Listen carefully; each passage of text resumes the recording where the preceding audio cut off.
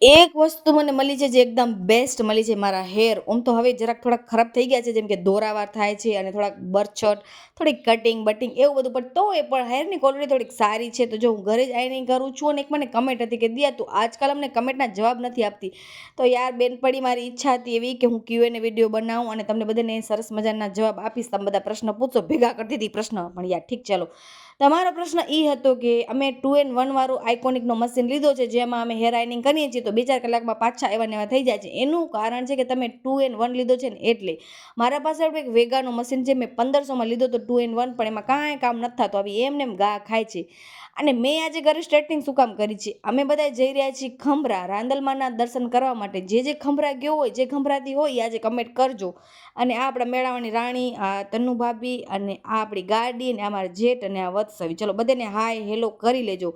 અને આ સમૂહ લગ્નમાં બધા જઈ રહી હતી મારી બેનપણીઓ, અરે સોરી તમારી બેનપણીઓ. આનામાં મને દેખાણી તન્નુ મને ગોતતી હતી, દિયા તું હાલસ કે નહીં? મેં કીધું ના, હું આજે રાંદલમાના દર્શન કરવા માટે જાઉં છું. ફટાફટ હો, કાંઈ ના ફટાફટ નહીં, સોરી આરામથી, કાંઈ તકડ બકડ છે જ નહીં આપણે, કેમ કે ગળદી નથી એટલે આરામથી દર્શન કરો. ને અહીંયા ઘૂંઘટા કાઢીને બેઠી હતી, યાર ગાંડી આ યાર, કેમ યાર, કેમ સમજાવું.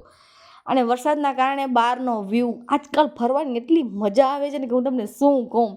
અને થોડીક જ વારમાં અમે બધા નીકળી ગયા રાંદલમાના દર્શન કરીને. મારા જેઠે અમને પીરાવે બધેને જ્યુસ. હવે જ્યુસનું નામ તો હું ભૂલી ગઈ, મેળાવાની રાણી કમેન્ટ કરજે કે કયો હતો એ જ્યુસ.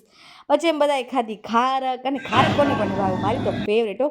3 વાગે એમ બધા ઘરે આવ્યા અને મેળાવાની રાણીને કામ ધંધા ઉપર લગાવ્યા. અને સાસુમાં બનાવશે સોજીનો શીરો અને એ વગાડશે તડકા ને ભડકા, જેમ કે ડુંગળી બટાકાનું શાક.